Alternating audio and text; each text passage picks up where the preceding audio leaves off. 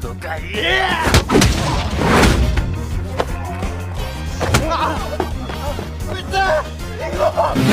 ini memang mau nyeritain drama Jepangan lagi nih men.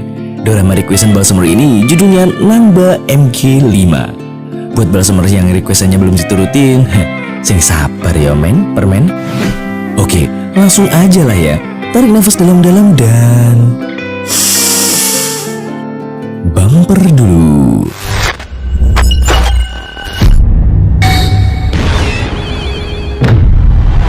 喧嘩の仕方教えてやっから、どっからでもかかってこい。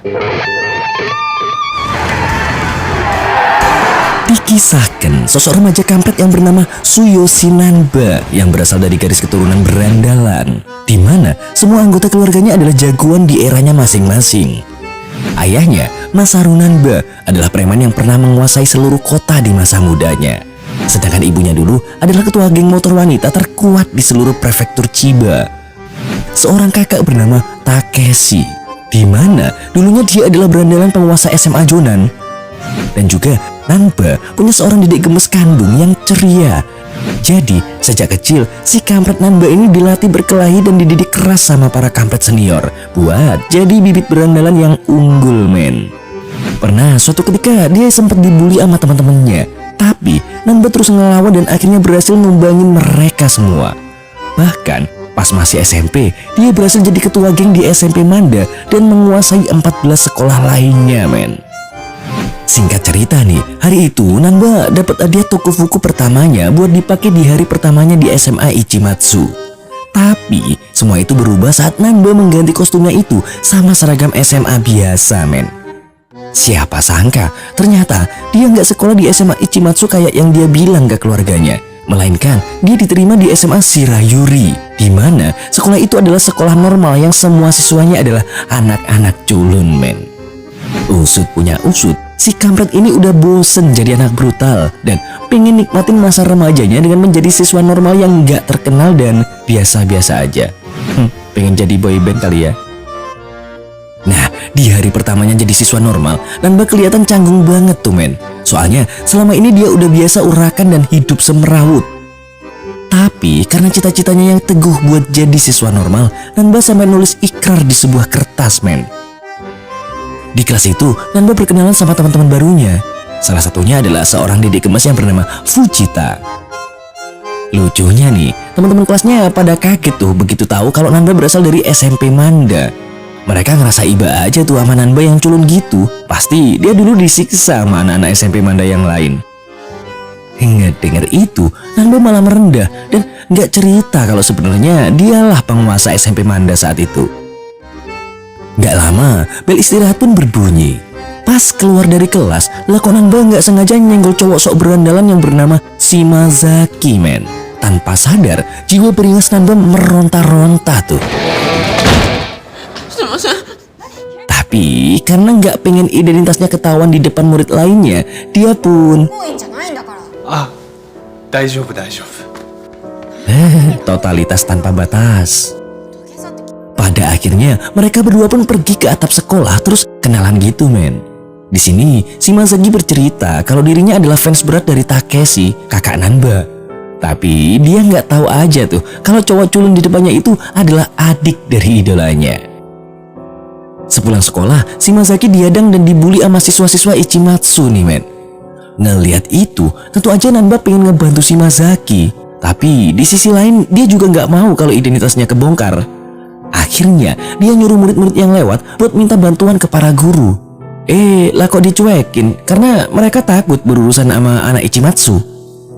Atas dasar itulah Nanba yang gak punya pilihan lain akhirnya pakai Tokufukunya lagi dan langsung nyamperin Shimazaki yang lagi disiksa para pegundal Ichimatsu. Dan pergebukan pun dimulai.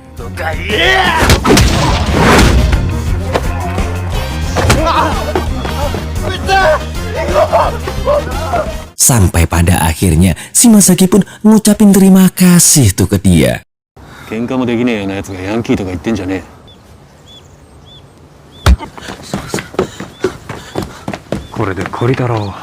Sesampainya di rumah, keluarga barbarnya nanyain pengalaman pertama Nanba di sekolah dengan penuh adrenalin.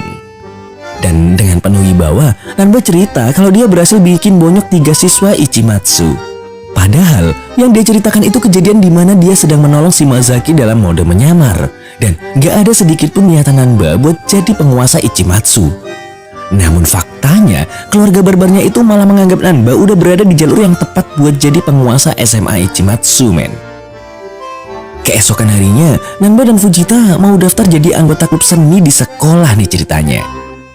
Di ujian penerimaan itu, Nanba berhasil lulus dengan hasil lukisan yang sangat bagus. Di sisi lain, Fujita juga dilulusin, men. Padahal hasil lukisannya semrawut kayak tampang Nema. Ternyata alasannya simple, men. Cuman karena sang ketua klub seni pengen punya anggota cewek. Singkat cerita, pas pulang sekolah, Shimazaki lagi-lagi disamperin begundal Ichimatsu, men.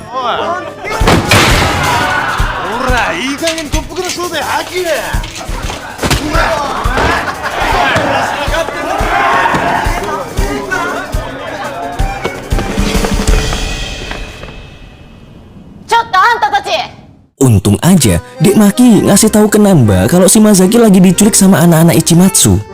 Awalnya Nanba sih nggak peduli karena dia udah janji nggak bakal make toko fukunya lagi buat berantem. Tapi begitu Dek Maki bilang kalau Fujita udah pergi buat nyelamatin Shimazaki, seketika sang pahlawan Nanba pun meluncur ke TKP. Mau caper deh kayaknya. Di sisi lain, Fujita udah dikepung para begundal Ichimatsu dan mau dicium paksa, men. Kampret. Sampai tiba-tiba 俺が相手してやるよ。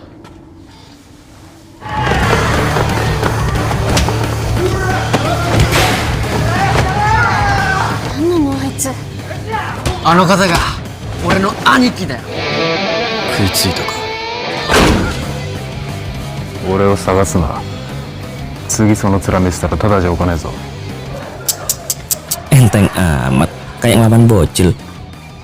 Lucunya nih, men, Fujita yang udah diselamatin malah nyeramain dia dengan segala nilai-nilai moral yang gak ada habisnya, men. Awalnya sih tahan-tahan aja, tapi karena lama-lama kupingnya berasa kayak dicor dan juga nggak pengen identitasnya ketahuan, dia pun nyuruh Fujita segera pergi dari tempat itu. とっとと消えろブス。やべえ。行こうぜ藤田さん。なんかすいません兄貴。もう行くよ。ブスじゃないもん。 Sesaat kemudian muncul seorang siswa yang cukup norak bernama Godai, di mana dia adalah murid kelas 1 terkuat di Ichimatsu. Dan ternyata dia udah ada di situ sedari tadi dan nggak ada urusan apapun sama kelakuan para begundal Ichimatsu tadi. Nggak disangka, lah kok dia dengan mudah bisa nunjuk muka Nanba, terus bilang kalau dia udah tahu identitas Nanba yang sebenarnya. Godai langsung menantang Nanba buat duel 1 lawan 1 karena dia udah tahu reputasi Nanba sejak dulu. Namun tiba-tiba nggak disangka ngelihat pasukan Ichimatsu gelombang 2 mau balas dendam, lah kok Godai malah nyuruh Nanba buru-buru kabur. Ternyata itu karena Godai cuma berniat duel 1 lawan 1, bukan keroyokan. Wow, mental petarung nih. Di hari-hari berikutnya, Nanba pergi ke sekolah dengan perasaan yang penuh was-was dan khawatir kalau identitasnya bakal kebongkar. Sampai suatu ketika, anjing Nanba yang bernama Matsu mengikuti majikannya berangkat ke sekolah.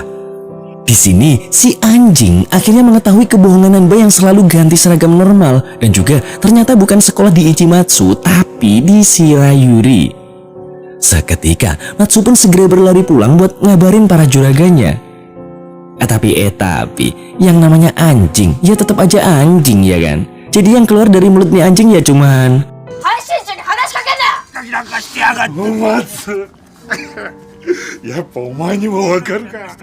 hari demi hari, Nanba mulai ngerasa nyaman nih jadi siswa normal. Tapi dia masih tetap kepikiran sama Godai yang udah tahu identitas aslinya. Tiap hari dia selalu khawatir kalau sewaktu-waktu berandalan Ichimatsu mendatangi Shirayuri dan berbuat onar.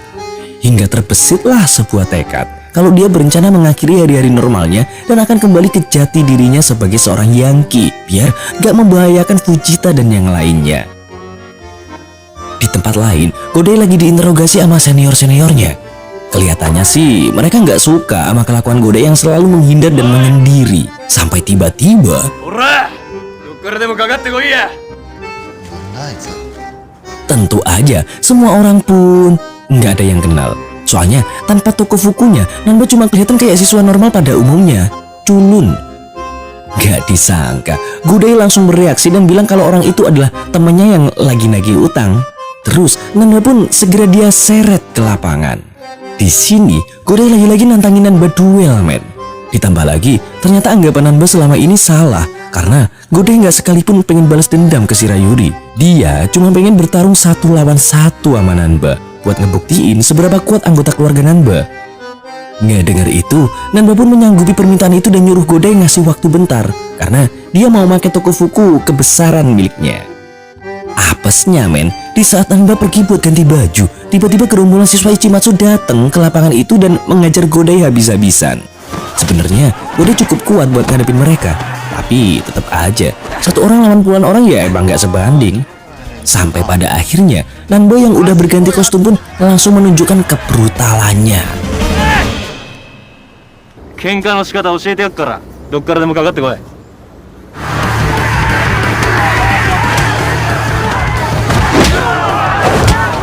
何の得もねえのにバカだあいつ。難波剛の喧嘩だ。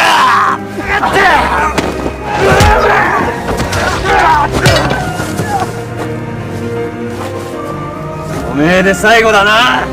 お前一年最強だろ。トップドラゴン。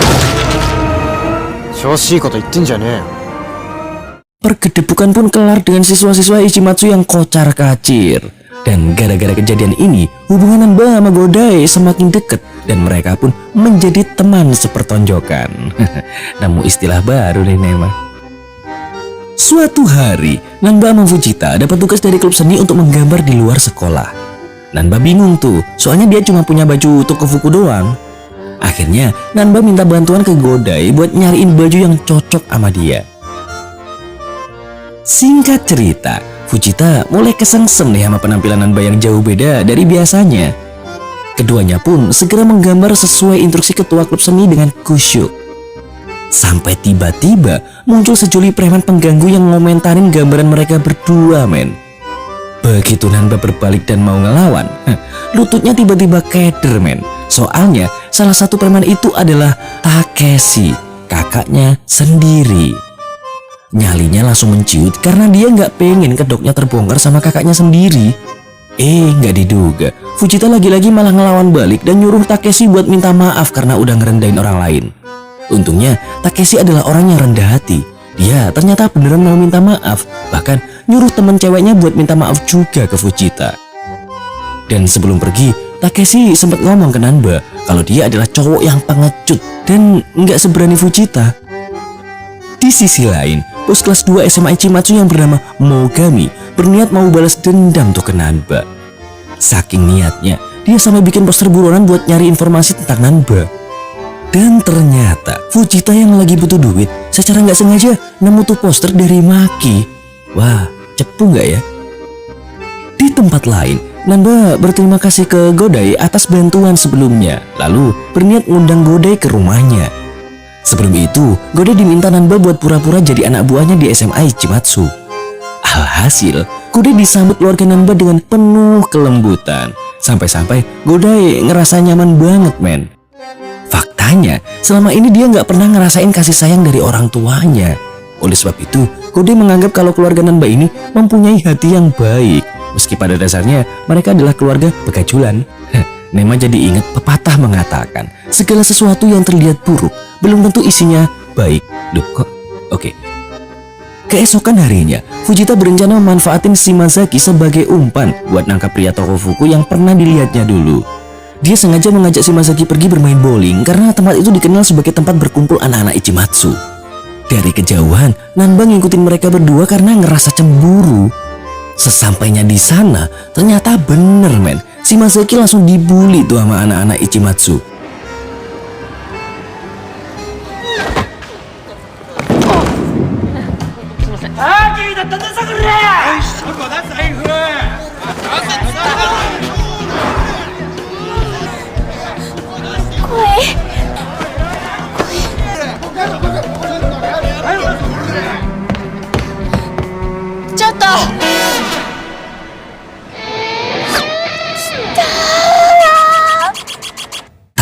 pikir panjang, Fujita langsung nelpon ke nomor yang tertera di poster buronan Nanba. Nah, sebelum anak buah Mogami datang, Fujita ngikutin si pria toko buku yang lagi jalan ke toilet. Gak lama, dia kaget begitu yang keluar dari toilet bukannya si pria toko buku yang diincarnya, melainkan Nanba. Sampai akhirnya dia pun menyadari kalau pria toko buku dan Nanba adalah orang yang sama, karena selama ini mereka berdua gak pernah muncul di saat yang bersamaan. Besoknya, Fujita menanyakan langsung perihal si pria toko buku ke Nanba, men. Di sini, Nanba masih nggak mau ngaku kalau memang dirinya lah orang itu. Sampai akhirnya, Fujita sengaja nyari keributan sama anak-anak Ichimatsu dan berharap Nanba mau membantunya sebagai pria toko buku. Nah, ngedenger hasutan dari Fujita, anak-anak Ichimatsu pun langsung nyeret Nanba ke markasnya. Sesampainya di sana, Mogami udah nggak sabar nunggu lebih lama lagi. Dia langsung menghantam Nanba menggunakan sarung tangan besinya. Dan menariknya, sampai dibikin babak belur pun, Nanba tetap nggak mau identitas aslinya terbongkar. Ngeliat itu, lama-lama Fujita pun ngerasa nggak tega. Dia mencoba nyerang Mogami meski akhirnya nggak ngaruh apa-apa. Pada akhirnya, Nanba bangkit dan berniat mengakui identitasnya, sekaligus mau ngeberesin mereka semua. Lah kok tiba-tiba... Doppelgriff!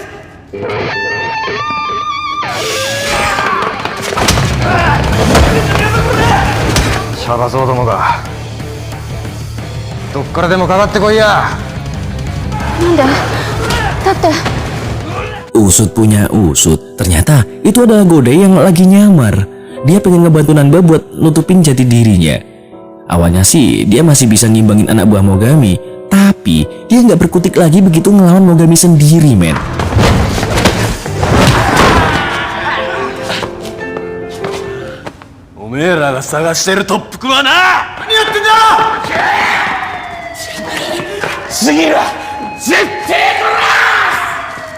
Singkat cerita, Nanba ngerasa bersalah tuh karena Godai jadi ikut babak belur gara-gara dia. Saat itu, Godai memperingatkan Nanba kalau Mogami adalah lawan yang gak bisa dianggap remeh. Di sisi lain, Fujita menemui si pemasang poster buronan dan berniat meminta maaf. Namun sayangnya, dia malah diintimidasi sama Mogami dan anak buahnya. Tepat di saat mereka akan berbuat yang enak-enak ke Fujita, tiba-tiba Nanba datang lengkap beserta toko buku kebesarannya. Dan jambak-jambakan pun terjadi.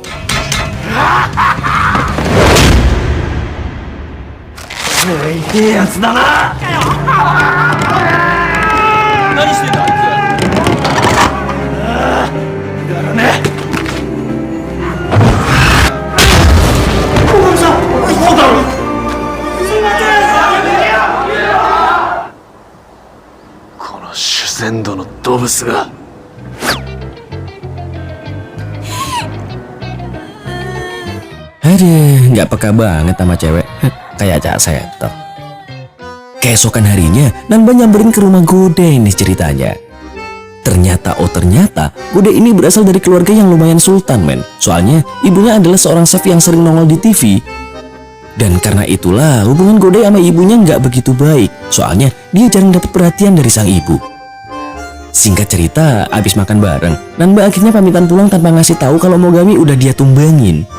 Gak lama, Godai dapat telepon dari seniornya yang ngajak dia bergabung untuk balas dendam ke si pria toko buku. Karena Mogami udah dibikin perkedel.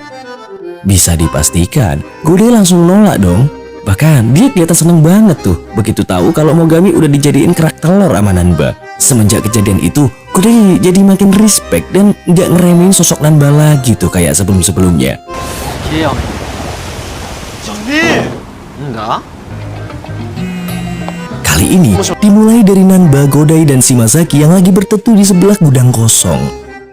Begitu hujan kelar, si kampret Nanba langsung pergi. Padahal dia sendiri yang ngajakin mereka berdua buat mancing bareng.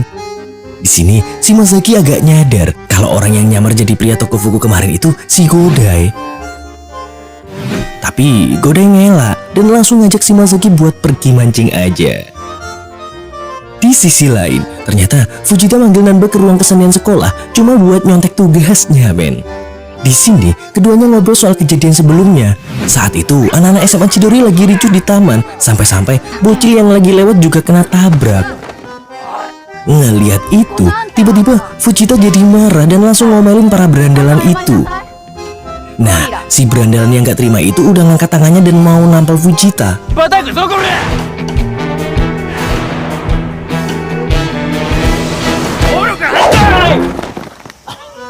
Pria bernama Daimaru ini ternyata jatuh cinta sama Fujita pada pandangan pertama, men.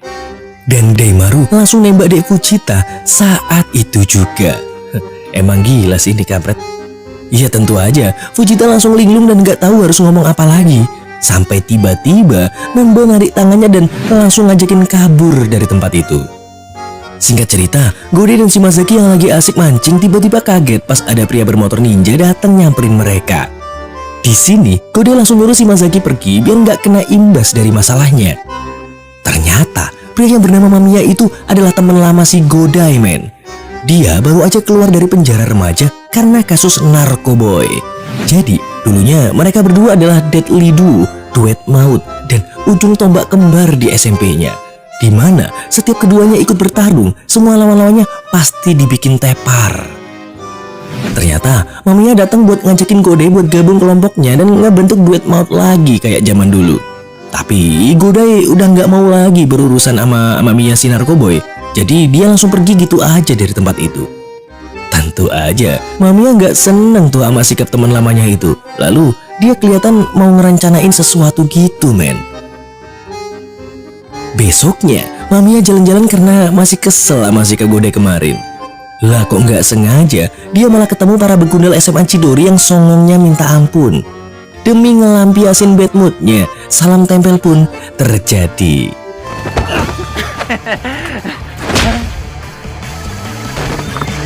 Di sisi lain, sikap Godai mulai berubah nih ke Nanba dan juga ke Shimazaki. Dia bilang ke mereka agar nggak nyariin dia sementara waktu ini. Tentu aja, Nanba curiga dong sama perubahan sikap Soe pertonjokannya itu. Walau akhirnya dia tetap bodo amat. Soalnya dia cukup sibuk gara-gara kepilih mewakili klub seni buat ikut kontes melukis minggu depan. Di tempat lain, anak-anak SMA Chidori lagi ngebahas kekalahan Mogami, sang bos SMA Ichimatsu dari pria aneh yang memakai toko fuku. Dari kejadian itu, mereka berencana buat nyerang SMA Ichimatsu karena yakin kalau bos kelas 3 Ichimatsu yang bernama Jinai gak bakalan ikut campur. Lucunya, dari semua member yang hadir, cuma si kampret Daimaru ini men yang gak nanggepin. Bahkan dia malah cengar-cengir sendiri tuh pas ngeliatin foto Dek Fujita. Akhir zaman. Sampai sore harinya, Daimaru nyamperin ke SMA Shirayuri dan akhirnya ketemu Dek Fujita yang lagi jalan sama Nanba. Si kampret Nanba ini mulai agak cemburu tuh dan langsung ngajakin Dek Fujita pergi. Ngeliat itu, Daimaru langsung nyorot dan nanyain ke Fujita tentang si kampret Nanba ini. Di sini, Nanba udah ngarep banget buat diakuin Fujita sebagai pacarnya. Tapi ternyata Fujita malah bilang kalau Nanba udah dia anggap kayak dedeknya sendiri yang harus dilindungi oleh dirinya. Mak, jelek nggak tuh jawabannya? Tapi nggak lama kemudian, Daimaru buru-buru kabur dari tempat itu. Soalnya dia udah keberkok sama anak-anak Ichimatsu dari seberang jalan. Di sisi lain, Godai yang lagi asik santuy sendirian tiba-tiba disamperin sama seniornya. Mereka ngajakin Godai buat nyariin Mamiya yang dikira anak Chidori buat ngebalesin dendam kerucu-kerucunya yang udah dibantai kemarin. Menariknya, Godai nggak ngegubris dan malah pergi keluar sekolah buat nyari ketenangan di taman. Sesampainya di sana, dia nggak sengaja ketemu Nanba yang lagi ngelukis buat kontes kesenian. Gak lama kemudian, Daimaru juga datang ke situ dan ngajak Nanba ngobrolin tentang Fujita. Dia juga ngajakin Nanba untuk bersaing sehat buat ngerebut hati si dedek Fujita, men.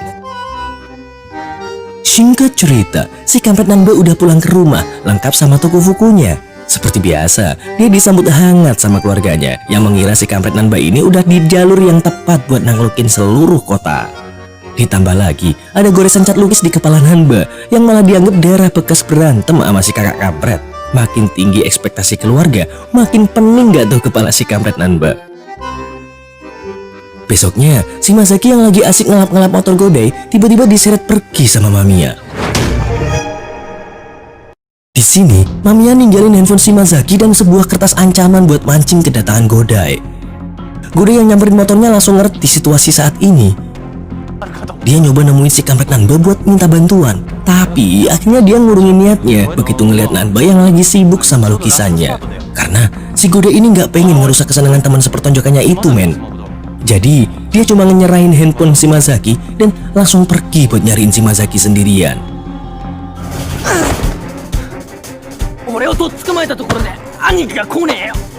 Naokiは来る。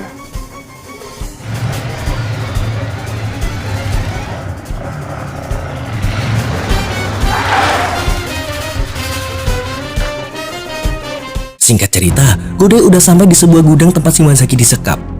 Sekali lagi, si narkoboy Mamiya ngajakin Godai buat gabung sama kelompoknya. Tapi lagi-lagi ditolak sama Godai karena udah nggak mau berurusan lagi sama Mamiya.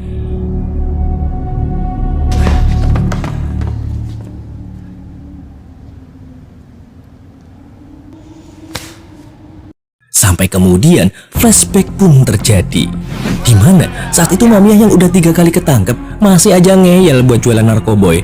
Godai yang udah males ngingetin lagi langsung ngasih bogem mentah tuh ke Mamiya. Alhasil dia jatuh dan mukanya kegores sama besi bekas bemper Agia yang akhirnya menjadikan bekas luka di muka Mamiya. Dari situlah akhirnya Mamiya ditangkap lagi sama polisi untuk keempat kalinya. Di sisi lain, si kampret Nanba iseng ngeliat handphone Shimazaki dan ngeliat video Mamiya yang lagi ngajar Shimazaki, men. Dia pun mulai nyadar kalau sohib pertonjokannya lagi kena masalah dan sebenarnya pengen minta bantuannya. Akhirnya, Nanba minta izin ke ketua klub seni buat pergi sebentar dengan alasan mau beli makanan. Gak pakai lama, sang pahlawan Nanba langsung meluncur buat nyelamatin Godai dan Shimazaki. Sementara itu, Godai lagi dihajar Mamiya, men. Anehnya, dia nggak ngebales sama sekali dan malah fokus dengerin curhatan Mamiya yang dulu sering dibully sama guru-guru mereka. Sampai akhirnya, Godai nggak tahan lagi dan dia ngebales Mamiya buat nyabarin sohib lamanya itu, men.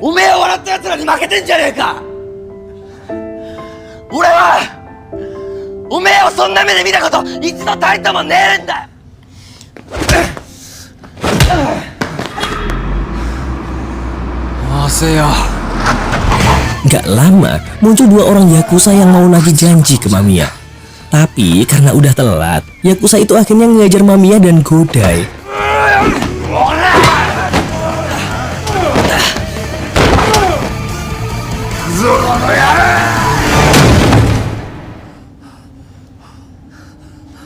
Si kampret Nanba pun akhirnya datang setelah berganti Tokofuku. Di sisi lain, dia nggak tahu kalau Daimaru sempat ngelihatnya lari ke toilet dan berubah jadi pria Tokofuku.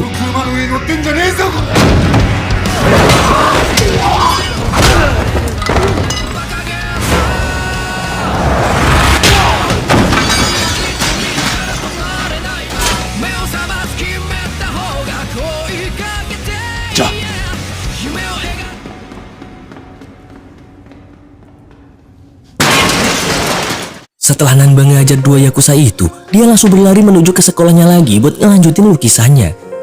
Ternyata, men, ketua klub seni udah pulang. Dia udah kecewa soalnya nganggep Nanba kabur dan nggak bertanggung jawab sama lukisannya sendiri. Di sisi lain, Godai udah baikan lagi sama Mamiya yang udah berniat buat tobat dan pengen hidup normal lagi kayak dulu. Sementara itu, Nanba yang lagi sedih-sedihnya tiba-tiba disamperin sama Daimaru, men. Nggak ada angin, nggak ada hujan, Daimaru langsung ngasih bogem mentah tuh ke Nanba. Soalnya dia ngerasa kalau Nanba udah nipu semua orang, termasuk Fujita.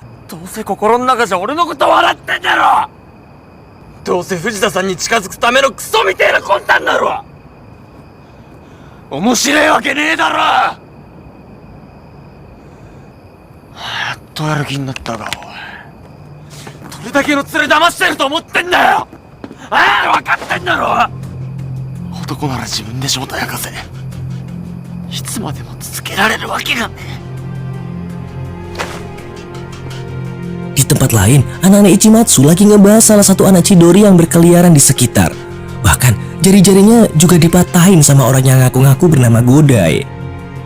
Keesokan harinya, Daimaru nyamperin temennya yang bernama Hiro yang lagi babak belur. Dimana ternyata Hiro inilah yang diajar habis-habisan sama orang-orang yang ngaku sebagai anak-anak Ichimatsu dan Godai.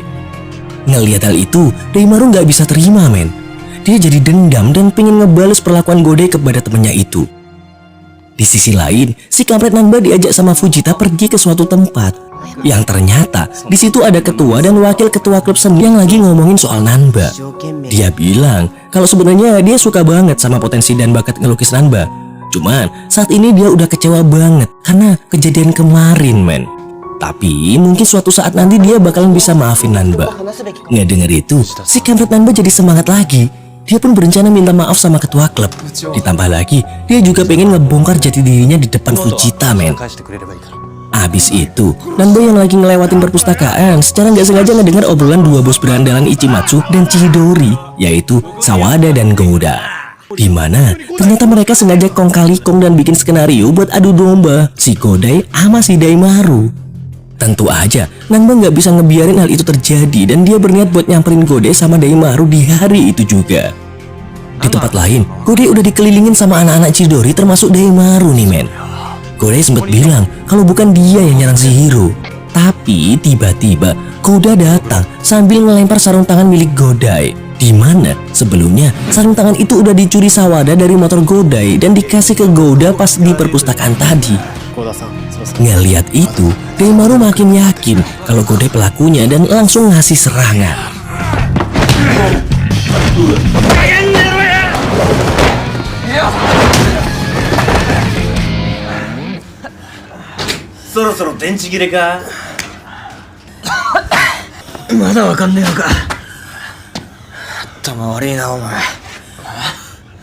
Gak lama, Sawada datang dan ngakuin kalau dia sama Gouda udah ngerencanain kejadian ini. Ternyata mereka berniat ngasih pelajaran ke Godai sama Daimaru biar lebih hormat ke seniornya masing-masing.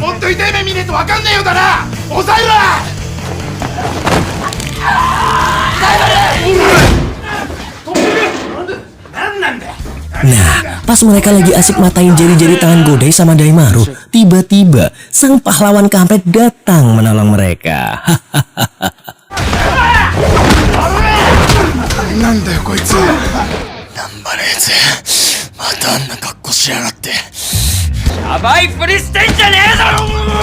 Bukannya makasih habis ditolong, Daimaru malah nantangin Nanba, men. Soalnya dia masih nganggep Nanba ini pengecut yang cuma bisa nyamar.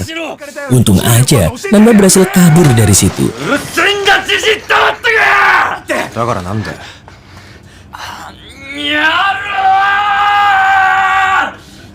Di sisi lain, Daimaru yang masih nggak enak hati sama Godai akhirnya ngajakin makan bareng buat minta maaf nih ceritanya. Disinilah Godai akhirnya ngasih tahu kalau penyamaran Nanba itu gara-gara dia udah bosan sama dunia pertonjokan dan pengen hidup normal jadi YouTuber alur film kayak Nema sama Cak Seto. Singkat cerita, pas Nanba mau ngebongkar jati dirinya di depan Fujita dan teman-teman klub seninya, tiba-tiba Daimaru nongol terus bilang kalau semua ini cuma prank. Ngeliat itu, semua orang pun ketawa lega, men. Ya kecuali Nanba. Di sini, Daimaru yang udah ngerti situasi pun akhirnya minta maaf ke Nanba. Dia ngajakin Nanba buat jadi rival cinta aja buat ngerebutin Dek Fujita. Gak lama, Daimaru dapat kabar kalau berandalan yang matain jari Hiro udah ketemu. Dia langsung ngacir tuh buat nyariin si berandalan. Gak disangka-sangka, ternyata semua cecung Ichimatsu itu udah dihabisin nih, men, sama Godai. Soalnya dia nggak terima aja namanya dipakai sembarangan. Dan ternyata nih, men, Nanba juga ngikutin Daimaru sampai ke tempat itu. Soalnya dia tahu si oleng Daimaru itu gobloknya Masya Allah banget. Jadi dia khawatir kalau Daimaru bakal kena tipu lagi. Dan atas kejadian yang harmonis inilah mereka bertiga pun kini resmi jadi teman sepertonjokan yang seia sekata. Keesokan harinya nih, Nanba pengen banget beli buku buat belajar. Tapi tentu aja nggak mungkin kalau minta uang ke orang tuanya. Soalnya bisa-bisa kedoknya bakal kebongkar. Si kampret Nanba akhirnya pergi ke toko buku buat lihat-lihat doang. Sampai kemudian dia malah mergokin seorang murid cupu yang lagi nyuri buku, men. Tentu aja dia nyuruh si anak cupu itu buat ngembaliin tuh buku. Alhasil si anak cupu itu langsung ninggalin tuh buku dan ngacir entah kemana. Ternyata anak cupu itu cuma disuruh dan diancam sama teman sekolahnya yang bernama Mitsuo, men. Nanba pun jadi tahu kejadian sebenarnya. Lalu dia mutusin buat nyamperin si murid cupu itu pas dia lagi jalan pulang. Anak cupu murid SMA Tokuhara itu bernama Sekiguchi. Dia bilang ke Nanba buat nggak ikut campur masalahnya. Di sisi lain, si kampret Nanba nggak bisa lupa sama Sekiguchi. Soalnya mereka dulu satu SMP dan Sekiguchi lah yang bikin Nanba jadi semangat belajar. つうかさ迷惑なんだよね実際やめてくれませんか、そういうこと言うの。頑張ってる人をそういう風に言うことないでしょ。何言ってんのお前彼をバカにする権利なんてない。 Di sisi lain, wajar aja Sekiguchi nggak kenalin dia, men. Soalnya tampilan Nanba udah berubah banget sejak jadi murid normal.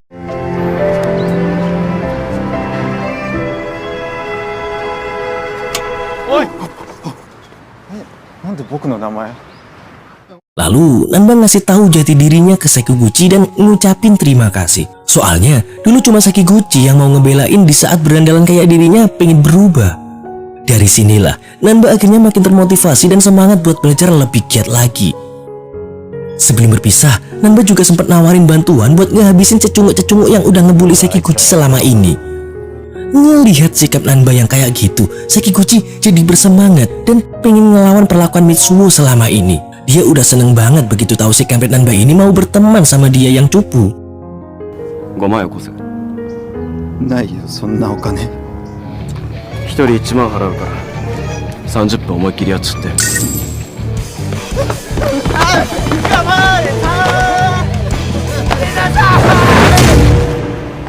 Di sisi lain, Nanba lagi makan siang bareng Godai, Daimaru, dan Shimazaki. Nah, di tengah obrolan, tiba-tiba dia ingat sama Sekiguchi dan langsung pergi dari kedai itu. Dan bener aja, di saat Nanba nemuin Sekiguchi, dia udah terkapar habis diajar sama preman suruhan Mitsuo, men. Di saat udah remuk dan letoy kayak jemuran jatuh, Sekiguchi masih sempet-sempetnya berterima kasih dan juga bilang kalau sekarang dirinya udah jauh lebih berani berkat Nanba. Ngelihat itu, Nanba tentu aja nggak bisa terima, men. Di malam harinya, dia nyamperin Mitsuo sama temen-temennya. Dia ngajakin mereka semua ke parkiran buat ngasih pelajaran. Dan kayak biasanya, Mitsuo manggil preman bayarannya buat ngebantu dia. Di sini, Nanba diajar habis-habisan sama preman-preman yang pakai senjata tongkat. Sampai akhirnya, Tokufukunya diambil sama teman Mitsuo. Pas mereka lagi pengen fotoin muka Nanba, tiba-tiba si kampret ini bangun lagi. Sambil berlumuran darah, dia hantam balik preman-preman kacangan itu sampai KO.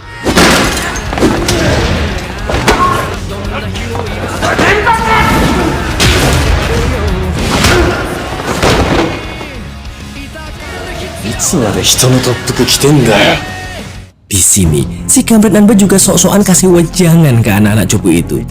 Lalu, dia pun pergi dengan harga diri. Gak lama, si Mitsuo ini masih aja ngebacot, men. Soalnya, dia anak orang kaya yang mikir semuanya bisa dibeli sama uang. Dia juga jelek-jelekin Nanba yang udah pergi dari situ. Gak disangka-sangka, tiba-tiba... なことだろうと思った関口はその何十倍も痛かったし怖かったんだよ Besoknya, Nanba ngejenguk Sekiguchi yang lagi terkapar di rumah sakit. Tiba-tiba, Mitsuo nyamperin sambil bawa hadiah tuh. Di sini dia masih nanyain gimana caranya Sekiguchi yang miskin itu bisa dibelain sama si monster Tokufuku. Mitsuo ini ngira kalau Sekiguchi pasti ngasih sesuatu ke si monster itu. Ngedenger itu, Sekiguchi langsung marah dan nimpuk Mitsuo pakai hadiahnya sendiri, men. Sekiguchi bilang kalau pria Tokufuku itu adalah temennya dan bukan orang suruhan. Lalu dia ngusir Mitsuo pergi dari ruangan itu. Sepulang dari rumah sakit, si kampret Nanba dikasih tahu ada tamu yang datang dari Ichimatsu. Awalnya dia ngira pria itu adalah Godai, soalnya cuma Godai dan Daimaru aja yang tahu jati dirinya. Di sini Nanba jadi kaget, men, pas ngelihat kalau pria itu bukan Godai, tetapi Nanba nggak kenal sama nih cowok, men. Cowok itu cerita ke keluarga Nanba kalau semua anak-anak Ichimatsu pada takut sama Nanba. Bahkan ketuanya aja sampai nggak berani keluar. Denger itu, Nanba bukannya seneng, tapi justru malah makin penasaran sama nih orang. Soalnya dia takut kalau identitasnya bakal dibongkar sama nih kampret. Karena emang keluarga ramah ya kan, mereka akhirnya makan malam bareng tuh. Nah, begitu kelar dan cowok ini mau pulang, si abang kampret langsung nanyain, sopo jeneng mule? Dan dia bernama Kazuiza Jinai. Wow, wow, wow. kalian masih inget kan kalau nama penguasa SMA Ichimatsu saat ini adalah Jinai? Bahkan si abang kampret ini tahu kalau Jinai adalah penguasa SMA Ichimatsu saat ini. Di sisi lain, Nanba yang masih penasaran sama Jinai nanya maksud dia datang ke rumah. Dan jawabannya, 調子乗んなよ特服なんてな今度はおめえが陣内 hari pun berganti. Kali ini si Dede Gemes Ginko sama ibunya datang ke sekolah karena dapat panggilan dari Pak Guru. Gara-gara nilai Dek Ginko hancur banget kayak sifat Nema. Bahkan ujian matematikanya gak diisi sama sekali sama Dek Ginko. Alhasil Pak Wali kelasnya marah banget dong. Lah kok si emak nyentrik malah santuy dan bilang kalau dia nggak bisa memaksakan keinginan anaknya buat belajar kalau emang nggak ada kemauan. Dan sebagai Queen of Yankee, emaknya pun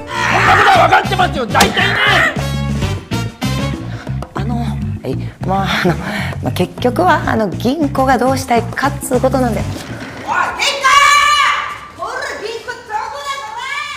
sore harinya nih, Dek Ginko yang lagi asik jalan-jalan sama si anjing gak sengaja ketemu sama seorang cowok yang sebenarnya biasa-biasa aja, tapi bikin Dek Ginko ini kesengsemen. Sampai kemudian karena grogi kali ya, si cowok kalem itu langsung ngacir gitu aja tanpa ngambil bukunya yang telah berada di antara mulut si anjing. Di tempat lain, Nanba lagi ngobrol serius nih sama Godai. Dia ngorek informasi soal Jinai ke Godai. Dan inilah informasi terkait Sambo, alah Jinai. 彼女が5人1000万儲けたらしいあいつは150だすげえな。すげえんだけどさ、俺が聞きてえのは喧嘩の伝説なんだけどよ。 Gak berhenti di situ men. Yang bikin Jinai makin terkenal adalah ketika pacar Jinai kena lemparan skateboard dari salah satu anggota dua geng yang mau tawuran men. Seketika kedua kelompok itu pun dilibas sendirian. Lanjut malam harinya, kali ini Dek Ginko menemui cowok kemarin buat ngembaliin bukunya. Dan nama nih cowok kalem adalah Junichi men. Sebagai balas budi, Junichi akhirnya ngeraktir Dek Ginko dinner tipis-tipis lah ya. Nah, dari obrolan ngelantur mereka barusan, diketahuilah kalau Junichi ini adalah sosok anak yang memiliki nilai akademis tinggi, gak kayak si Dedek Gemes Ginko. Atas dasar itulah, Junichi nawarin diri buat ngajarin matematika. Gak lama, lah kok tiba-tiba muncul cecunguk kampret yang mengacau di toko itu men. Seketika, Junichi langsung nyeletuk kalau para berandalan emang jahat dan dia bener-bener gak sudi kenal sama mereka. Tentu aja, Dek Ginko langsung salting tuh men. Ya gimana enggak, lawang satu keluarga isinya berandalan semua. Besoknya pas di sekolah, Nanba yang baru masuk ruang klub seni terkaget-kaget men. Gara-gara mereka kedatangan tamu yang tak terduga, yaitu Jinai. Yang jelas, selain Nanba, yang lain gak ada yang tahu kalau Jinai adalah pemimpin geng di SMA Ichimatsu. Mereka menyambut kehadiran Jinai dengan sangat baik. Tapi, begitu Jinai muji-muji sketsa Dek Fujita,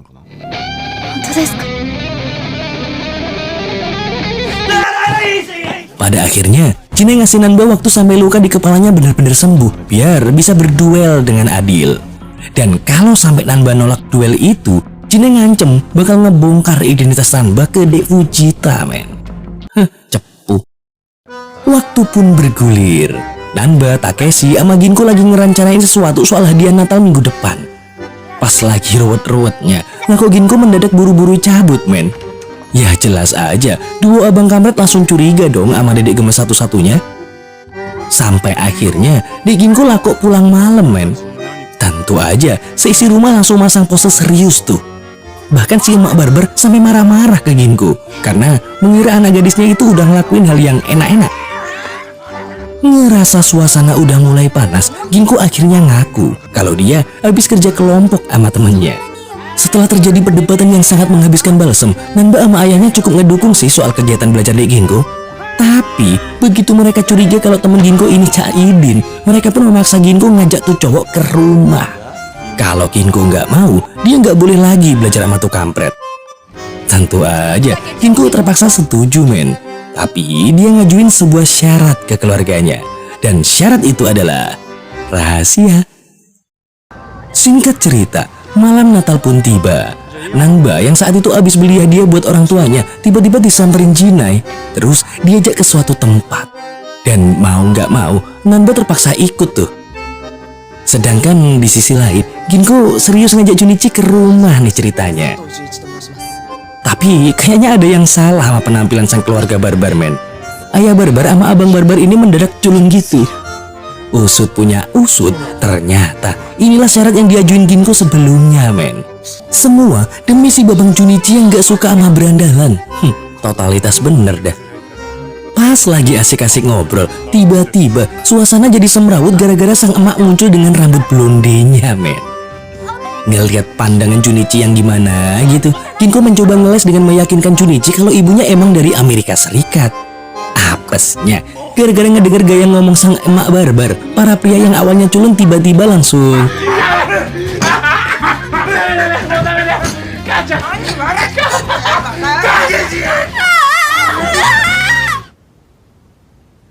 Papa, Mama, 僕、大学すごく楽しいんだ。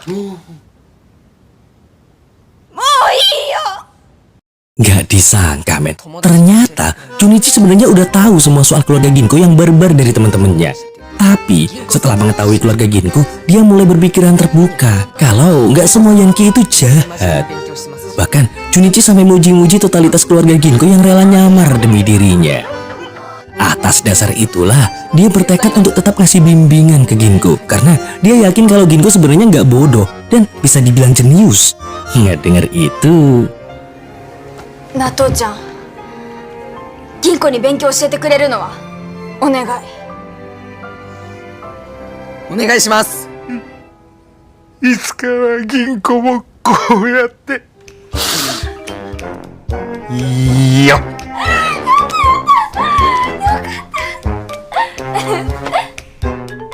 Di sisi lain, Nanba lagi tegang dan gak bisa ikut kumpul keluarga karena dia sekarang lagi sama Jinai, men. Saat itu, Jinai gak henti-hentinya ngajak Nanba duel, tapi dicuekin sama Nanba. Soalnya, Nanba gak nafsu buat kedebukan. Sampai pada akhirnya, si Jinai ini ngerusak hadiah yang udah dibeli Nanba. Seketika, jiwa barbarnya pun membara, men. Tapi sebelum pertarungan dimulai, Jinai malah ngedongeng kalau dia sebenarnya gak ada urusan sama Nanba. Dia pengennya duel sama abang Nanba alias si Takeshi. Jadi tujuan dia cuma pengen bikin bonyok Nanba sebagai umpan biar Takeshi turun tangan. Usut punya usut. Semua itu ternyata gara-gara kejadian 1 tahun yang lalu, men. Dimana Takeshi datang ke SMA Ichimatsu sendirian untuk membalaskan dendam teman-temannya. Dengan penuh amarah, Takeshi cukup ngasih 1 kali serangan aja buat numbangin ketua Ichimatsu saat itu. Kejadian itulah yang membuat Jinai ini pengen ngebuktiin diri sama abangnya Nanba. Singkat cerita, pertarungan pun segera dimulai dengan kata-kata Nanba yang penuh percaya diri bisa mengalahkan Jinai dalam waktu 5 menit saja. 5分だ。舐められたもんだな。俺は昔から何でもできた。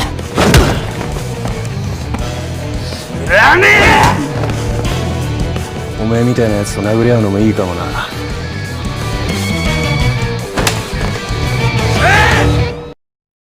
Alhamdulillah, Nanba akhirnya bisa menang walaupun dengan muka yang penuh dengan lukisan.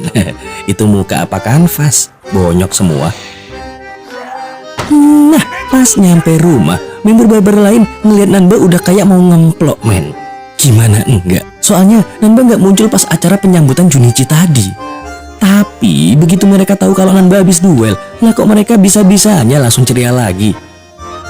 Dalam kesempatan itu, trio anak-anak ngasih hadiah yang udah sedikit retak tadi ke orang tua mereka. Alhasil, mereka pun bergembira bersama. Keluarga Koplak. Besoknya, Jinai ngobrol tipis-tipis sama Takeshi soal Nanba, men. Yang intinya, gara-gara kalah duel sama Nanba kemarin, Jinai akhirnya mutusin keluar dari SMA Ichimatsu. Saat itu, Jinai juga hampir ngebocorin rahasia penyamaran Nanba, men. Hingga akhir tahun pun ditutup dengan trio ecek-ecek yang berhasil mengalahkan rekor makan Jinai di warung Buyati. Singkat cerita, selama setahun berperan menjadi remaja normal, diam-diam Nanba juga udah berhasil menaklukkan wilayah Kanto sesuai keinginan keluarganya. Dan saat ini, tahun ajaran baru sekolah udah dimulai, men. Kebetulan, ketua klub seni mereka harus keluar karena udah lulus. Atas dasar itulah, terjadilah pergantian ketua, dan yang gak disangka-sangka, Nanba kepilih jadi wakil ketua klub seni itu, men. Di samping itu, ada beberapa anak baru kelas 1 yang ikut bergabung dalam klub seni.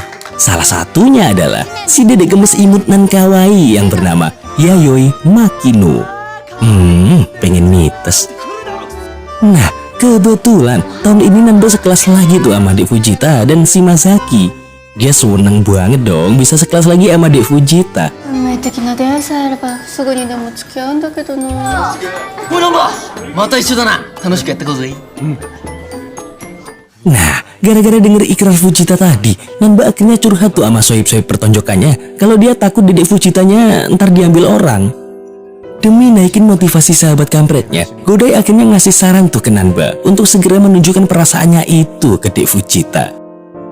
Dan demi mewujudkan impiannya untuk mendapatkan hati Fujita, malam harinya Nanba begitu serius bikin surat buat Dek Fujita, men. Hingga keesokan harinya, Fujita menemukan surat Nanba di dalam lokernya, yang isinya sebuah ungkapan perasaan terpendam dan ajakan ketemuan. Tapi ternyata Nanba nggak nulis namanya di surat itu, men. Dan Usut punya Usut, Nanba pengen manfaatin momen saat mereka sedang melakukan tugas ngelukis di Yokohama buat nembak Dek Fujita, men. Tapi apesnya, entah karena grogi atau emang bego, Nanba gagal nembak dan malah dibikin ngenes karena dikatain lelet dan gak bisa diandelin sama Dek Fujita. Nah lo, thanksin gak tuh? Gak lama, Dek Fujita yang ngerasa view-nya keganggu sama segerombolan geng cewek fashion week yang bernama Makuzu nyamperin buat ngusir mereka nih, men. お取り込み中すいません。ちょっとここどいてもらえます？ Percekcokan para cabai pun terjadi. Sampai tiba-tiba muncul para begundal cowok dari geng Cerberus yang notabene adalah geng terkuat di Kanagawa. Usut punya Usut, kedatangan mereka sebenarnya buat nyariin sang ketua dari geng cabai-cabean itu. Dan karena anggotanya nggak mau ngasih tahu, hampir aja para begundal itu mau ngebully para dedek gemes, men. Sial bagi mereka. Di mana ada Dek Fujita, disitulah kampret Nanba membara.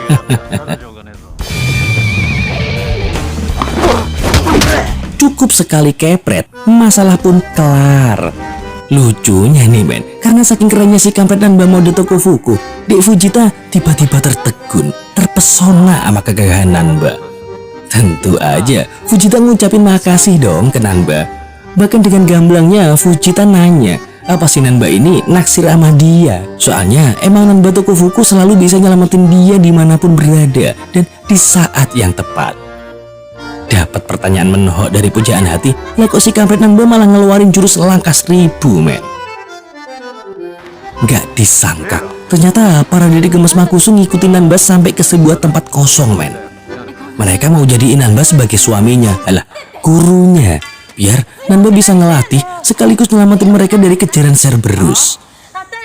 Belum sempet ngejawab, lah kok tiba-tiba Yokohama Max 2代目総長牧野弥生参上。 wadidaw, ternyata cewek barbar itu adalah si dedek gemes Yayoi, men. Karena kaget dan bingung melihat Dek Yayoi, pada akhirnya Nanba milih cabut. Tapi para dedek barbar sempat minta Nanba buat ketemuan lagi di suatu tempat untuk ngelatih mereka. Soalnya bulan depan mereka bakal ada agenda tawuran sama geng Cerberus. Hingga akhirnya Dek Yayoi ngomelin para member gemesnya. Sedangkan Nanba malah celingak-celinguk kebingungan dengan apa yang terjadi barusan. Nah, sekembalinya Nanba, Fujita langsung cerita tuh kalau si cowok Tokofuku baru aja nolongin dia. Dia juga dengan pedenya bilang kalau si cowok Tokofuku itu naksir dia. Soalnya dia ngira kalau orang yang naruh surat di lokernya kemarin adalah si pria Tokofuku. Tentu aja otak Nanba langsung mumet tuh sama jalan pikiran Fujita. Karena faktanya ya emang dia yang nulis surat. Cuman Fujita kan taunya kalau cowok Tokofuku itu beda orang sama Nanba. Dan begitu Nanba nyeritain pengalamannya barusan ke para sahabat pertonjokannya, lah kok mereka malah ngecengin dia, men. Temen sableng. Singkat cerita, di hari berikutnya, Dek Yayoi nggak masuk tuh men di kelas melukis. Nah, Fujita yang ngerasa kalau Yayoi mungkin lagi ada masalah, meminta Nanba untuk mencari tahu tentang Yayoi. Dan karena itulah, Nanba akhirnya nyamperin kelompok Makusu sesuai permintaan mereka kemarin. Saat itu, Nanba ngasih wejangan ke mereka agar nggak ngelawan geng Cerberus, karena kebanyakan dari mereka isinya cowok. Sampai tiba-tiba, salah satu teman mereka datang dengan muka babak belur men.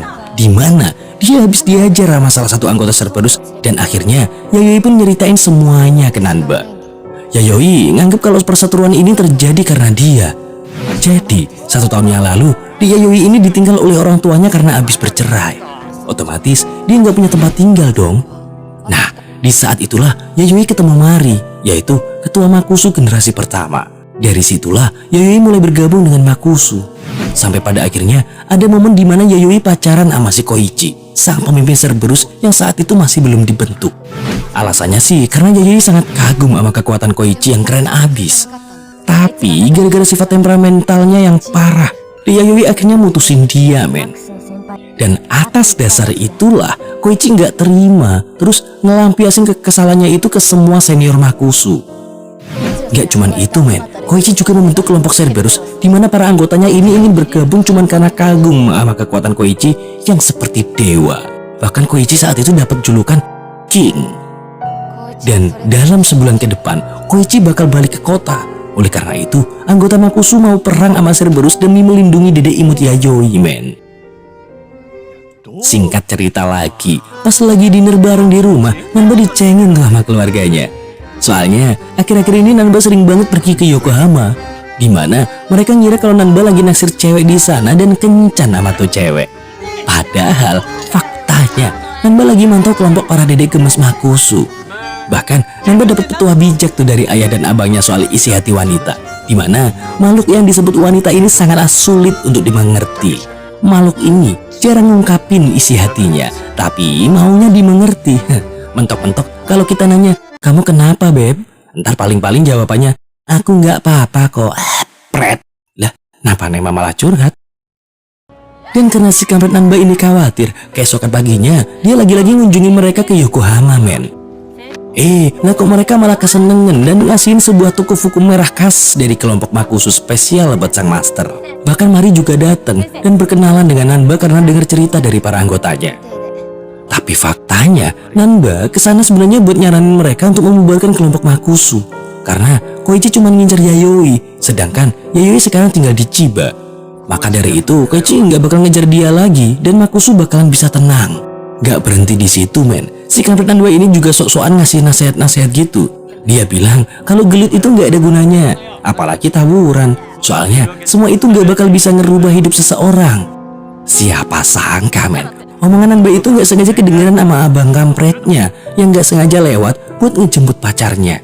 Alhasil Takeshi shock dong, karena omongan Nanba itu nggak relate sama kebiasaan keluarga mereka yang isinya makhluk barbar semua. Ngedengar saran yang terlalu lembek dari Nanba, mereka nggak terima nih men. Soalnya mereka udah nganggep Makusu udah kayak keluarga mereka sendiri.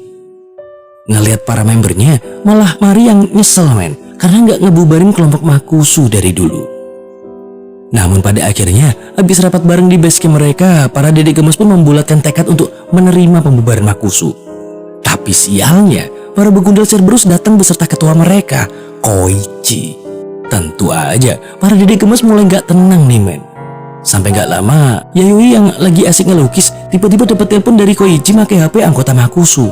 Koichi bilang ke Yayoi kalau anggotanya sedang dia sekap, dan kalau Yayoi mau nyelamatin mereka, maka Yayoi harus datang sendirian. Untungnya, Nanba ngedenger obrolan itu men. Tapi tiba-tiba, そこまでは詮索しちゃダメだって。盗み聞きなんて年頃の娘を持つ父親じゃないんだから。 Dan karena khawatir, Nanba mutusin pergi ke sana dengan minta bantuan Godai buat nganterin dia nyariin para Dede Gemes yang lagi disekap. まだレディースだ。俺には関係のない話だ。乗れよ。あんなところにヘルメットが。 Singkat cerita, Yayoi udah nyampe di markas sendirian dan langsung mencoba untuk menyelamatkan teman-temannya. Tapi sayangnya, tiba-tiba Koichi datang dan langsung cekcok sama Yayoi. Bahkan si kampret Koichi ini juga mulai nyiksa Dek Yayoi men. ずっと。動かなきゃ。俺がこんなに愛してんのに。 Ngelihat itu, para dedek gemes lain pengen bantuin men. Tapi ujung-ujungnya mereka lagi-lagi malah disiksa sama member Cerberus yang notabene isinya bajingan semua men. Di sisi lain, Nanba lagi usaha banget tuh nyari keberadaan Yayoi dan gengnya dari sudut ke sudut. Sampai akhirnya dia ketemu sama kelompok yang ngasih tahu keberadaan Cerberus. Tanpa mikir panjang, Nanba sama Godai langsung menuju ke TKP dengan memakai tokufuku merah kebesaran milik Makusu.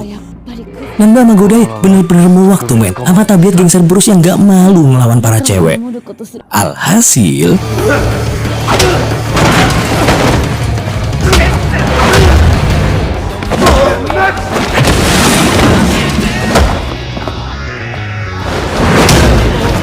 habis ngebantai geng Cerberus sampai ke akar-akarnya, para dedek gemes Makusu akhirnya resmi ngebubarin geng dan mutusin buat ngelanjutin hidup masing-masing. Walau begitu, mereka tetap solid dengan berikrar bahwa Nema selalu di hati. Alah, Makusu selalu di hati. Tapi gak lama setelah itu, Nanba dapat masalah pelik, men. Dimana si abang kampret malah curiga sama dia. Apalagi ditambah sama statement Nanba saat ngasih ceramah ke para dedek gemes kapan hari di Yokohama. Takeshi nganggep kalau tatapan kejam Nanba saat ini beda banget sama Nanba saat SMP dulu. Ngedenger itu, Nanba mulai ngeyakinin abangnya men. Dan terjadilah obrolan dramatis di antara mereka. 俺の考えすぎだ。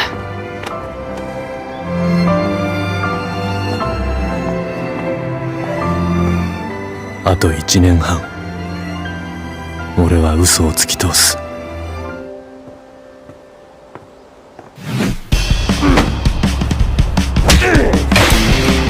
けど俺とやんのは100年早えよ。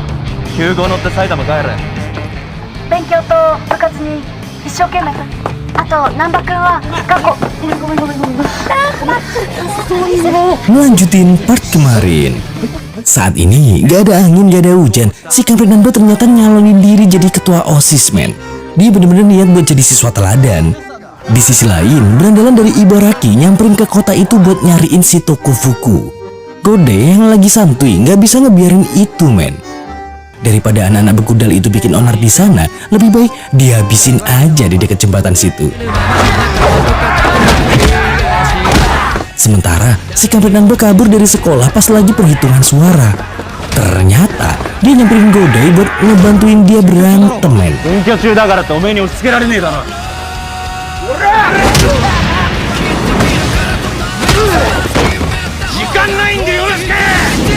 Di saat yang bersamaan, Nanba ternyata juga menang pemilihan dan dinobatin jadi ketua OSIS di sekolah. Wow, double kill. Pas udah nyampe rumah, Nanba kaget ngeliat si Ginko yang bilang kalau dia pengen daftar ke SMA Shirayuri, dimana itu artinya mereka berdua bakalan satu sekolah. Sampai akhirnya Ginko bener-bener keterima dan jadi siswi SMA Shirayuri men. Di hari orientasi murid baru, Ginko jadi kaget tuh pas denger nama ketua OSISnya sama plek ketiplek kayak nama kakaknya. Di sini si kampret Nanba langsung naik ke podium dan ngasih pidato pakai gaya yang enggak banget, men. 1年生のみんな、こんにちは。はじめまして。私が生徒会長の難波剛です。 Lebay parah. Sampai-sampai semua murid cuma bisa bengong. Di sisi lain, si Godai, teman sepertonjokan Nanba itu juga udah jadi bos geng di SMA Chimatsu, men. Besoknya, Ginko ngajakin Nanba buat berangkat ke sekolah bareng. Tentu aja, Nanba nolak men. Dia nggak pengen semua kebongkar pas udah di saat-saat terakhir masa sekolahnya ini. Sementara itu, Takeshi cuma diem sambil dengerin obrolan adik-adiknya itu. Dia kayaknya udah ngerti tuh kalau ada hal yang aneh. Pas nyampe di sekolah, Ginko ditegur sama guru BK soalnya penampilan dia udah kayak anak berandalan men. Nggak Shirayuri banget gitulah ya. Si guru ini juga bilang ke Ginko nggak seharusnya adiknya ketua OSIS berpenampilan kayak gitu. Seketika Ginko ngejawab kalau mereka bukan kakak beradik. Tapi si guru BK ini ngejawab lagi men dan ngasih tahu kalau alamat rumah Ginko sama kayak alamat si ketua OSIS. Karena penasaran pakai banget, akhirnya si Ginko ini nyamperin kelas Nanba buat mastiin kebenarannya men. Sampai di sana dia nggak ketemu tuh sama Nanba. Soalnya si kampret Nanba ini lagi ada di klub seni dan sekarang udah jadi ketuanya. Dari situ Ginko udah ketawa-tawa dan mengira pasti ketua OSIS itu bukan kakaknya. Soalnya dia mikir kakaknya yang berandalan nggak mungkin punya jiwa seni. Tapi karena masih dihantui oleh rasa penasaran, pas pulang sekolah Dek Ginko nyamperin SMA Ichimatsu demi nanyain Nanba, men. Tentu aja anak Ichimatsu nggak ada yang kenal dong sama Nanba, ya kecuali Godai. Ditambah lagi Dek Yayoi Makino juga pengen ketemu sama si Tokufuku itu, men. Ngadepin dua dedek gemes yang pengen banget ketemu sama Nanba, jadi makin puyeng aja tuh kepala si Godai. Di tempat lain, kepala sekolah lagi ngedengerin laporan dari guru BK terkait murid-murid yang nggak mematuhi peraturan, men. Dia punya rencana buat nyingkirin murid-murid bandel itu demi ngejaga reputasinya sendiri. Kepala sekolah juga kasih iming-iming naik jabatan kalau si guru BK ini berhasil ngebantu rencananya. Nah, nggak lama guru BK itu manggil Dek Ginko ke ruangannya. Soalnya Dek Ginko ini termasuk salah satu murid yang ada di daftar incerannya, men. Gak cuman itu, si kampret Nanba juga ikutan dipanggil. Soalnya sebagai ketua OSIS seharusnya dia ngasih contoh yang baik buat adiknya itu. Mereka berdua pun akhirnya disuruh duduk sebelahan. Dan fakta menariknya, meskipun tampilannya beda banget, Ginko tetap bisa ngenalin kakaknya yang kampret itu, men. Alhasil Ginko kecewa banget tuh pas dia tahu kalau si kakak berandalannya itu udah ngebohongin keluarga. Ginko!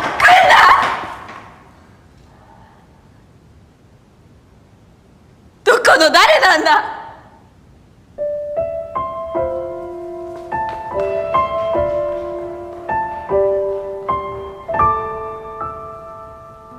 Dari kejadian itu, Ginko sama Nanba jadi saling diem-dieman, men.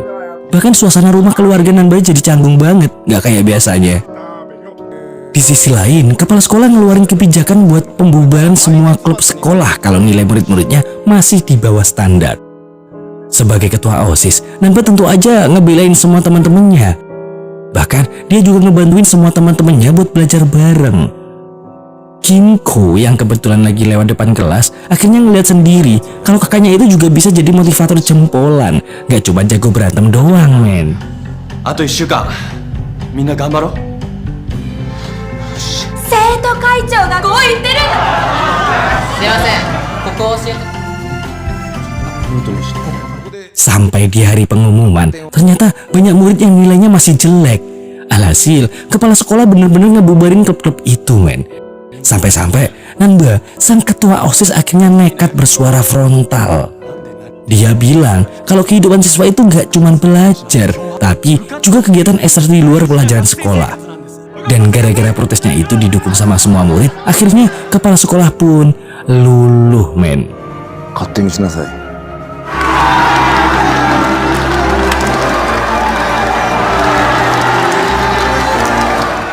難波剛、クソガキが。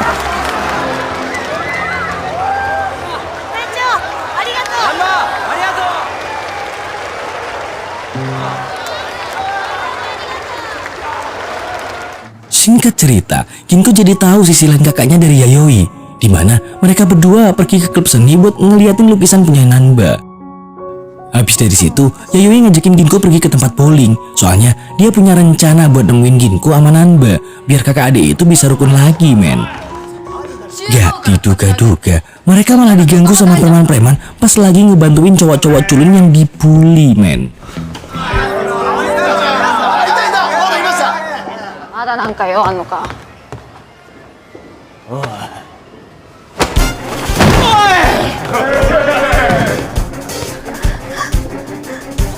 Pas Nanba nyampe di tempat itu, si cowok culun yang tadi dibully preman itu langsung nyamperin Nanba dan cepet-cepet nyuruh dia buat ngejar berandalan itu.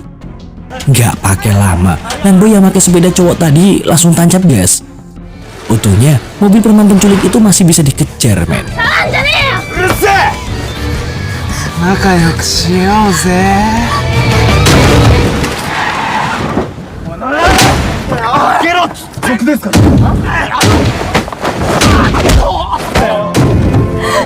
兄ちゃん。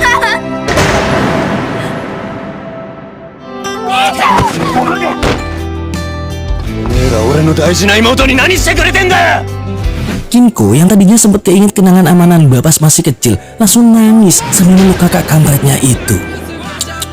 Jadi terharu nih men.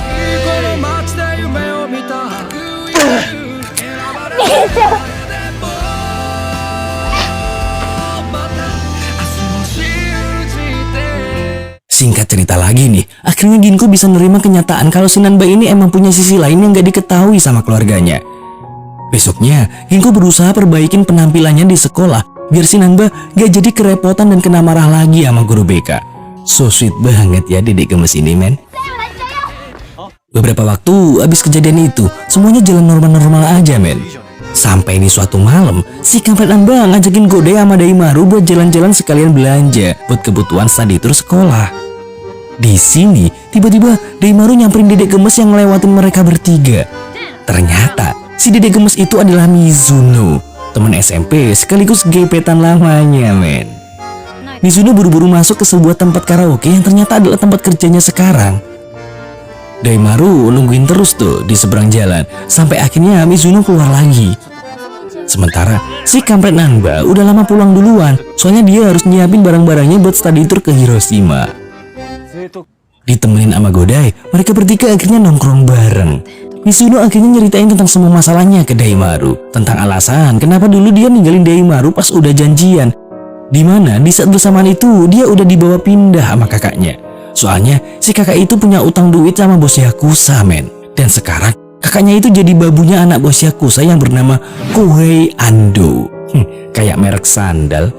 Abis dengerin semua cerita Mizuno, Daimaru jadi pengen banget bantuin dia men. Sampai-sampai sujud ke Godai juga biar mau nemenin dia. Yang gak disangka-sangka, ternyata kota yang mau mereka tuju adalah Hiroshima, dimana si kampret Nanba juga lagi study tour di kota itu men.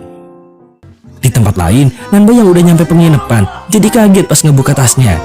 Tahu-tahu ada Tokufuku di tasnya itu, padahal dia udah niat gak ngebawa kostum aneh itu.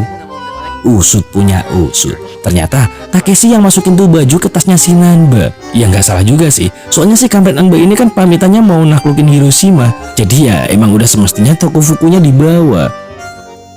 Gak lama, anak-anak cewek pada nyamperin ke kamar Nanba dan temen-temennya men. Mereka main game seru-seruan gitu dah pokoknya, sambil ngejulitin Cak Seto. Pas lagi asik-asiknya, tahu-tahu ada yang bilang kalau si guru BK, Pak Kiriyama, lagi ngerazia semua kamar-kamar cowok. Akhirnya mereka semua ngumpet di balik selimut masing-masing men. Dan kebetulan aja si kampret Nanba ngumpet sama si dedek gemes Fujita. Walhasil dia jadi dagdikduk parah men.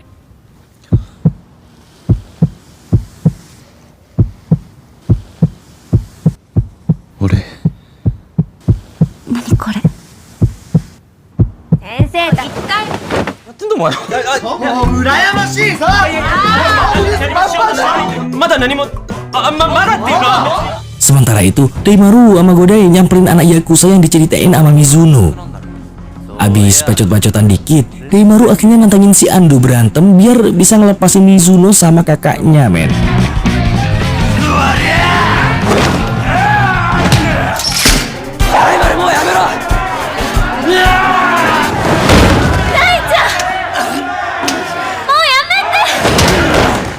Sialnya, Daimaru masih kalah kuat sama si Ando itu men. Alhasil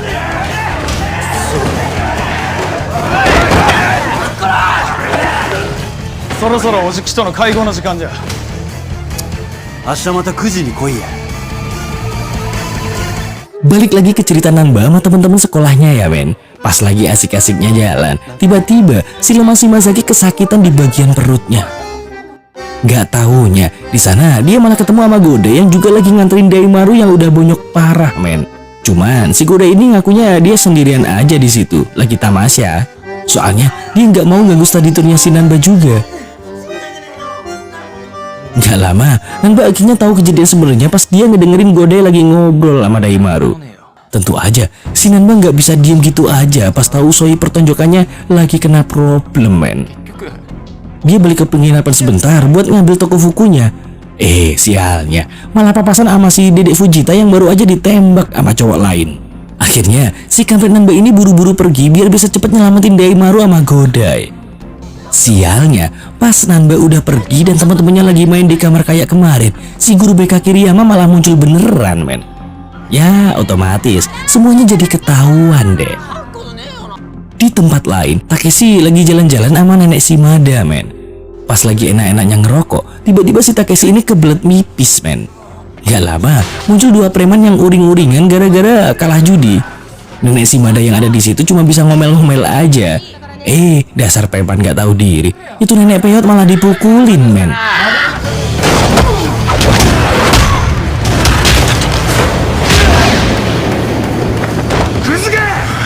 俺は千葉の難波武史だ。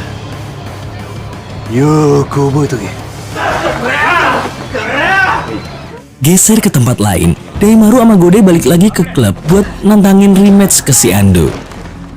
Tapi ya tetap aja, mereka berdua keok sama kayak sebelumnya. Pas udah kayak gitu, tiba-tiba si Kampret Nanba udah ada di situ aja, men. Dan semua anak buah Ando dihabisin sendirian sama dia. Sampai akhirnya duel 1 lawan 1 pun terjadi.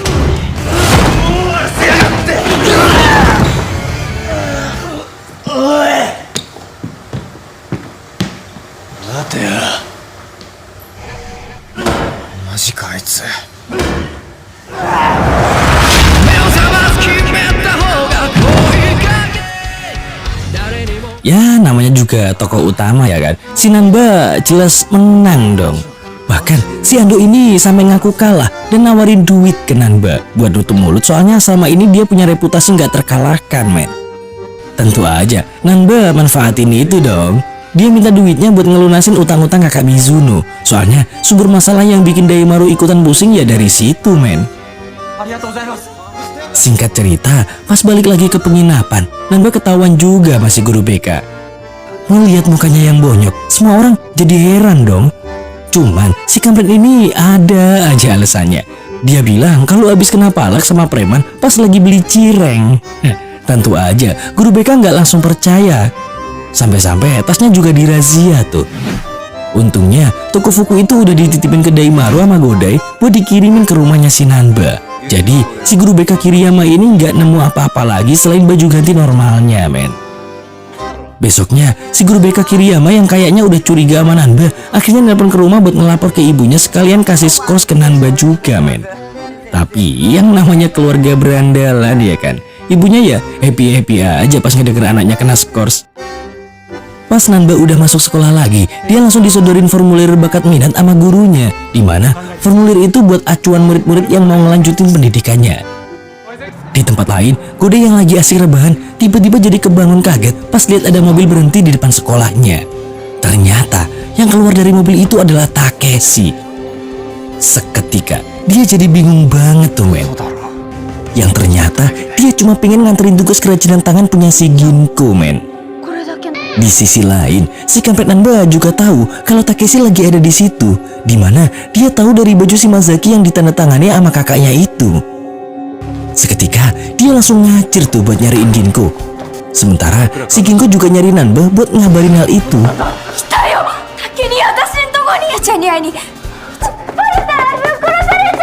Takeshi udah jalan ke SMA Ichimatsu buat nyari Nanba. Tapi di sini dia mulai ngerasa ada yang janggal pas nanyain tentang bos Ichimatsu, dimana saat itu anak-anak kelas bilang kalau bos Ichimatsu ya cuman si Godai. Gak lama Godai udah ada di situ dan nyuruh kocok-kocoknya itu masuk ke dalam sekolah.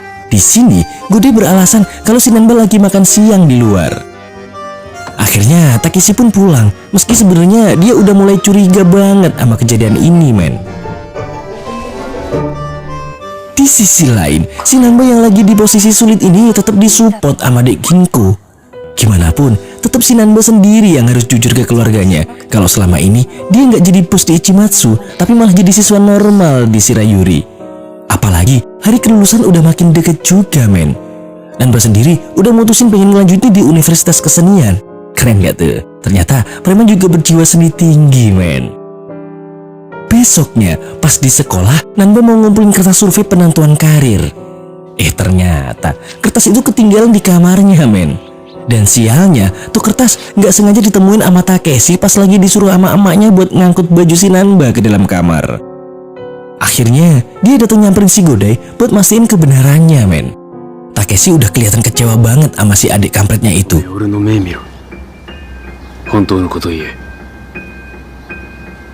嘘はいらねえ。今のおめえの面で全部わかった。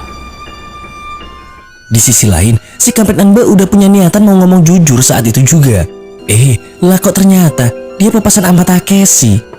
Ya, apa boleh buat. Nanba lagi sial banget nih, men. Niatnya udah mau ngomong jujur, malah ketahuan duluan. Meski udah ngomong baik-baik, tetap aja Takeshi nggak bisa nerima kenyataan pahit itu, men. Si adik kampretnya itu akhirnya dihajar sendiri. Godai sama Daimaru yang nyoba ngebelain juga bukan tandingannya Takeshi, men. これはうちの関係あんだろ。そういう面久しぶりに見んな。いい目してんべ。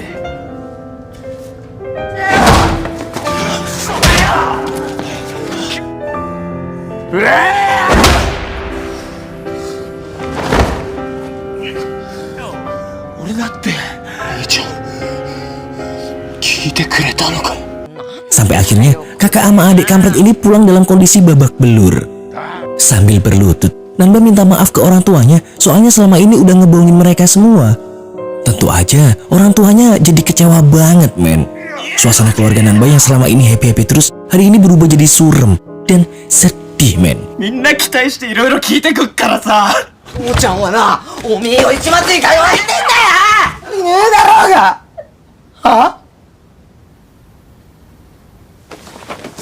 全国制覇とかくだらねえことばっかり言いやがってよ。こんな家に産んでもらって迷惑なんだよ。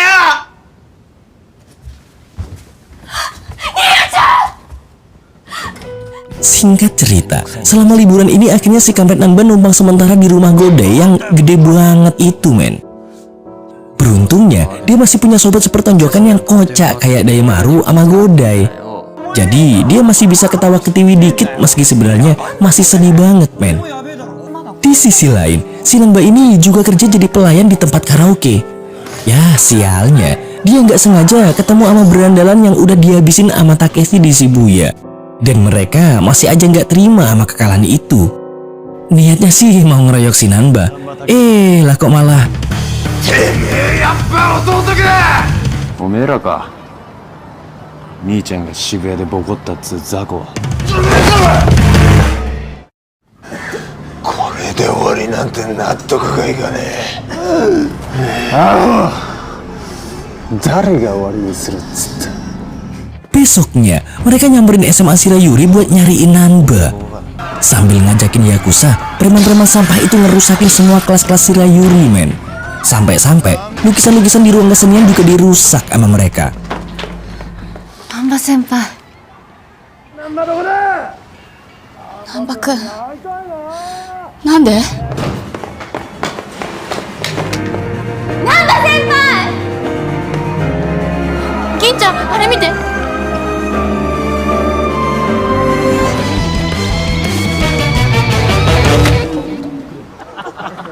てめえの血で特服染めとら。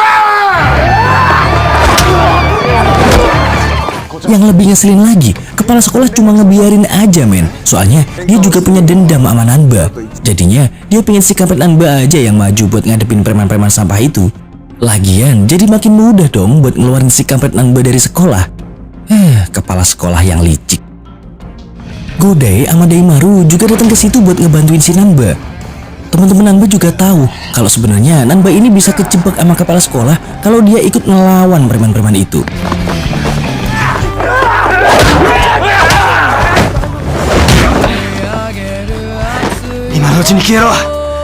Singkat cerita, si kampret Nanba tetap aja maju soalnya dia udah nganggap sekolah ini tempat berharga dan spesial banget buat dia.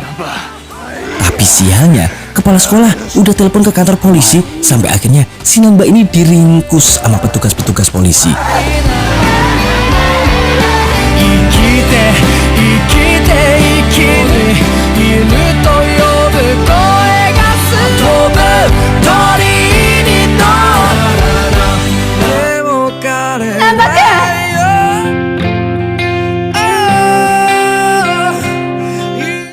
kejadian itu, Nanba akhirnya dijemput orang tuanya di kantor polisi, men.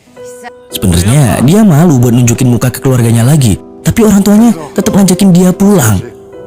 Di sini Nanba minta maaf lagi ke keluarganya sambil sujud-sujud, dan ternyata orang tuanya udah maafin dia, men.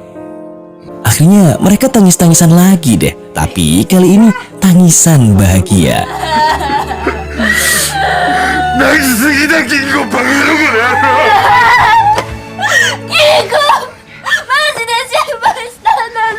Sebenarnya Takeshi juga lega banget adiknya mau pulang ke rumah lagi, tapi yang namanya berandalan kelas atas, gengsinya masih tinggi banget. Nah, besoknya kepala sekolah Shirayuri ngumumin kalau Nanba dikeluarin dari sekolah. Padahal bentar lagi udah hari kelulusan. Ngedenger itu, teman-teman Nanba pada ngebelain semua, men. Soalnya selama ini mereka semua udah dibantu banget sama Nanba. Ya emang dasar si kepala sekolah busuk, dia tetap aja mau ngeluarin Nanba dari sekolah. Sampai akhirnya Dek Fujita ngajakin teman-temannya buat ngurung diri di gedung olahraga sekolah. Selain itu, Yayoi juga ikutan gabung ke kelompok Fujita sambil bawa pasukan adik-adik kelas, men. Mereka yang tadinya sebel sama kelakuan Nanba yang udah berantem di sekolah, akhirnya sadar kalau selama ini Nanba udah berjasa banget buat sekolah itu. Dan ternyata si Koprak Daimaru juga ada di sana buat ngompol-ngompolin murid-murid yang lain. Bahkan semua guru juga ngebelain si kampret Nanba dan minta kesempatan lagi biar dia nggak jadi dikeluarin dari sekolah. Di sisi lain, Godai nganterin Matsu pulang ke rumah Nanba.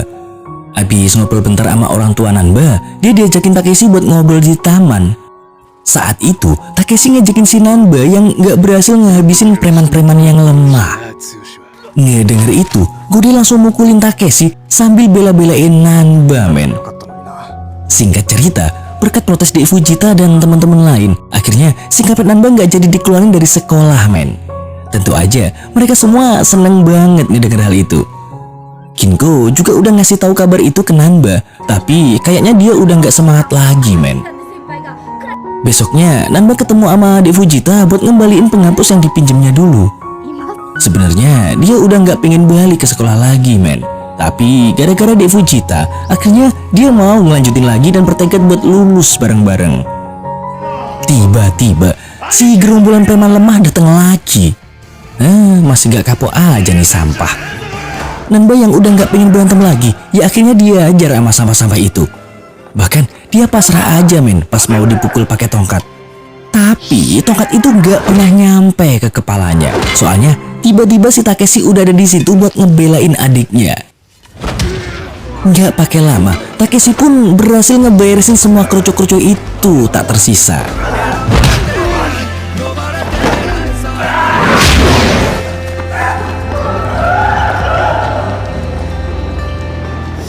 Akhirnya di sini Takeshi udah mau nerima jalan hidup Nanba dan gak pengen maksa dia lagi. Bahkan Takeshi, si preman terkuat itu cuma bisa mewek, men, pas dengar keinginan adiknya itu. Gak lama mereka berdua pun pulang ke rumah dan makan bareng lagi kayak hari-hari sebelumnya. Suasana keluarga Nanba juga udah ceria lagi kayak dulu. Cie, ceria cie. Sampai keesokan harinya, si Nanba udah berpenampilan kayak anak normal tuh pas mau berangkat sekolah. Udah nggak sembunyi-sembunyi lagi kayak dulu. Bahkan kedatangan Nanba di sekolah udah disambut meriah sama Dek Fujita dan semua teman-teman lainnya. Karena film udah tamat.